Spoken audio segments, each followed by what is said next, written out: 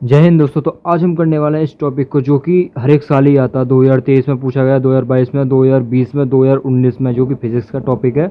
इतना इम्पोर्टेंट है कि हर एक साल जो आता है, मतलब हर एक साल यही आता है ज़्यादातर। 2023 में 2-3 बार पूछा गया था, 2022 में भी 2 बार पूछा गया, 2020 में भी 2 से 3 बार पूछा गया था ये टॉपिक, और 2019 में भी आया था, 2017 में भी आया था ये। यानी कि समझ सकते हो आप ये कितना इम्पोर्टेंट टॉपिक है। आप नाम से पहचान ही गए होंगे। बेडस्टोन सेतु। बेडस्टोन सेतु का परिपथ आरेख खींचिए तथा संतुलन के प्रतिबंध का व्यंजक प्राप्त कीजिए। यानी से बेडस्टोन सेतु के बारे में पूछ रहा है, तो इसमें आपको 3 अंक या 5 अंक का ये क्वेश्चन होता है, ठीक है ना। 5 मार्क्स का ये क्वेश्चन होता है ज़्यादातर, और जो काफ़ी ज़्यादा इंपॉर्टेंट है आपके लिए, और हर एक साल से आता है तो बहुत ही ज़्यादा इंपॉर्टेंट हो जाता है इंपॉर्टेंट के लिए। तो ये देखिए, सबसे पहले हमने यहाँ पर स्ट्रक्चर बनाया है इसका। ये है, इसको मैं पहले बाद में समझाऊंगा। इसकी पहले बेडस्टोन सेतु के बारे में जान लेते हैं पहले, ठीक है। तो ये देखिए दोस्तों, यहाँ पर हमने बेडस्टोन सेतु हमने ये डाली है हेडिंग। इसमें लिखा है, इंग्लैंड के वैज्ञानिक सर चार्ल्स बेडस्टोन ने 4 प्रतिरोधों, 4 प्रतिरोध आपको यहाँ दिखाई दे रहे होंगे, 1 2 3 4, 4 प्रतिरोध है ना, को प्रयुक्त कर किसी अज्ञात प्रतिरोध का मान ज्ञात करने के लिए एक विशेष प्रकार के परिपथ का आविष्कार किया, जिसे बेडस्टोन सेतु कहते हैं।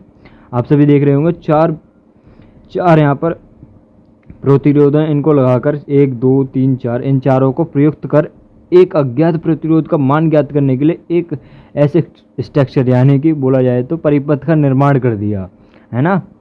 तो अब इसके बारे में समझते हैं। देख सकते हो आप यहाँ पर, हमने यहाँ पर ABCD जो हमने बताया था आपको 4 प्रतिरोध मानने हैं, ऐसे कुछ प्रकार ऐसे स्ट्रक्चर में आपको भी ये जा रहा है एक पैरा प्रतिरोध, और ये दूसरा, और ये तीसरा, फिर ये चौथा, यानी PQR और S, ठीक है दोस्तों।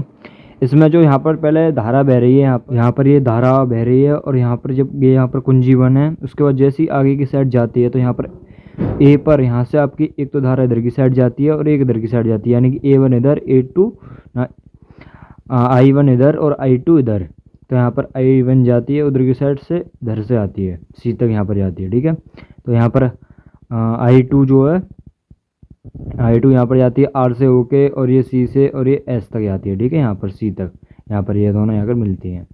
इधर की साइड I2 बह रही है और उधर की साइड I1 बह रही है धारा।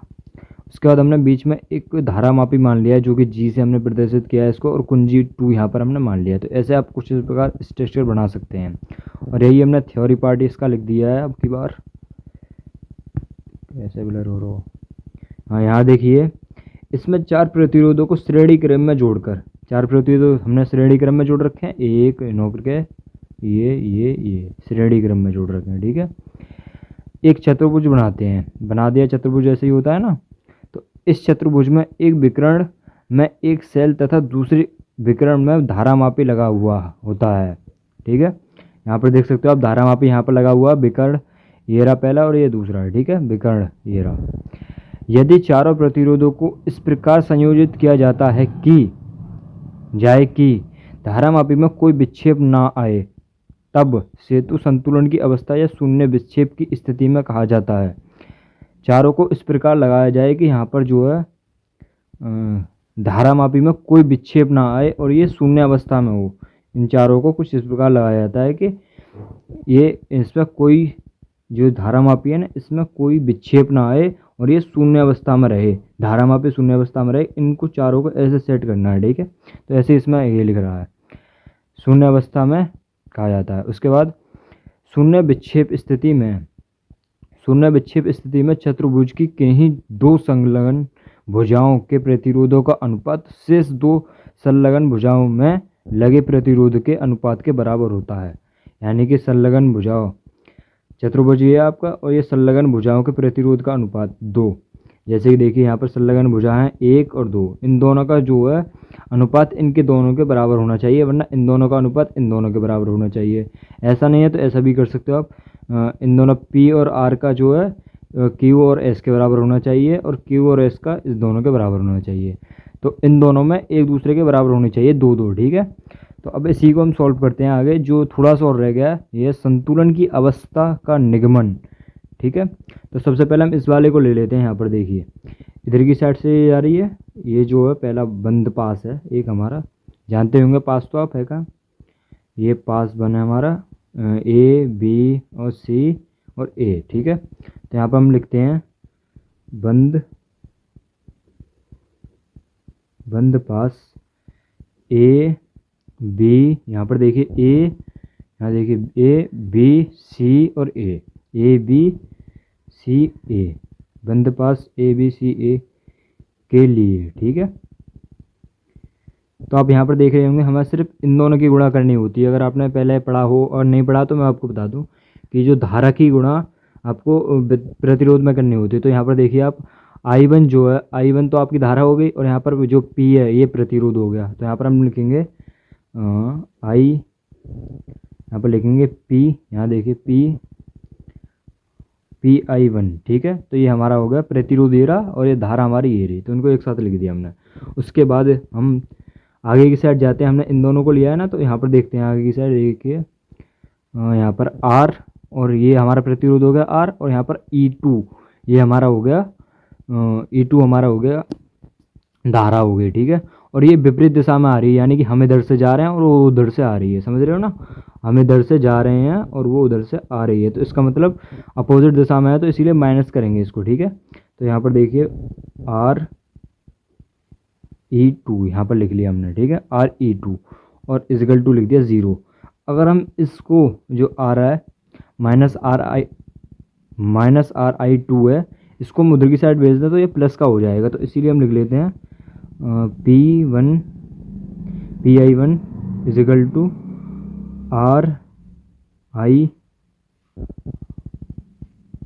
RI2, ठीक है। तो ये हो गया हमारा समीकरण नंबर 1।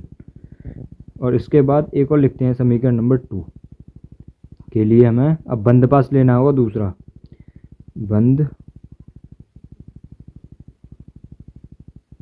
बंद पास, ठीक है।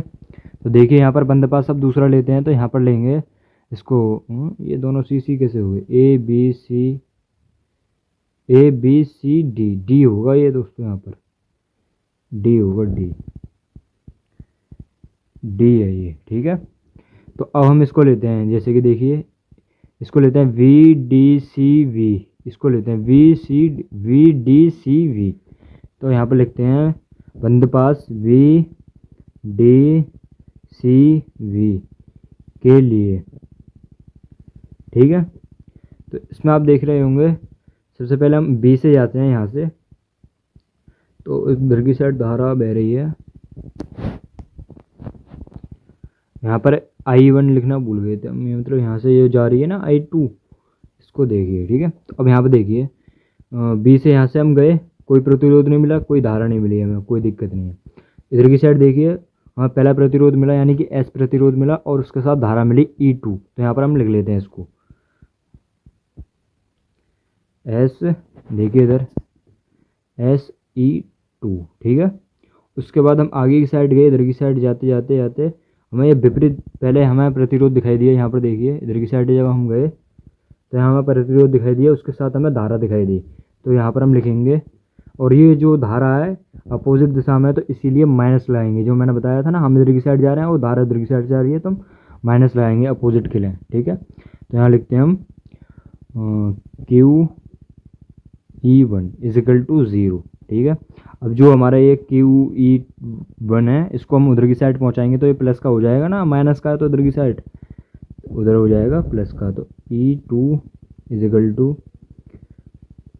QE1, ये हमारा हो गया समीकरण नंबर 2, ठीक है। उसके बाद हम करेंगे समीकरण 1 को और 2 को मिला देंगे। तो यहाँ पर हम लिखते हैं अब समीकरण 1 में समीकरण